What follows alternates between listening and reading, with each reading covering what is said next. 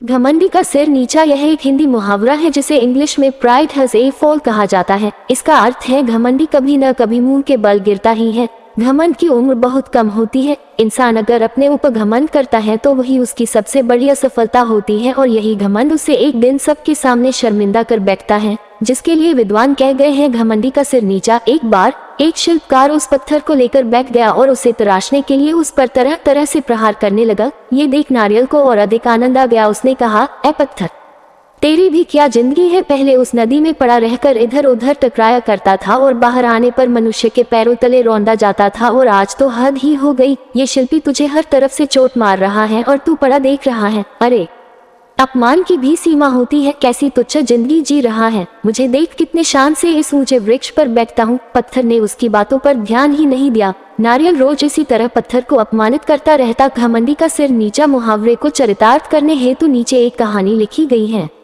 घमंडी का सिर नीचा। नारियल के पेड़ बड़े ही ऊंचे होते हैं और देखने में बहुत सुंदर होते हैं। एक बार एक नदी के किनारे नारियल का पेड़ लगा हुआ था। उस पर लगे नारियल को अपने पेड़ के सुंदर होने पर बहुत गर्व था। सबसे ऊंचाई पर बैठने का भी उसे बहुत मान था। इस कारण घमंड में चूर नारियल हमेशा ही नदी के पत्थर को तुच्छ पड़ा हुआ कहकर उसका अपमान करता रहता। घमंडी का सिर नीचा। इस कहानी से हमें यही शिक्षा मिलती है कि हम घमंड करके स्वयं अपनी छवि का अपमान करते हैं। घमंड मनुष्य जीवन के लिए एक शत्रु की तरह है जो हमेशा उसके लिए विनाश का मार्ग बनाता है।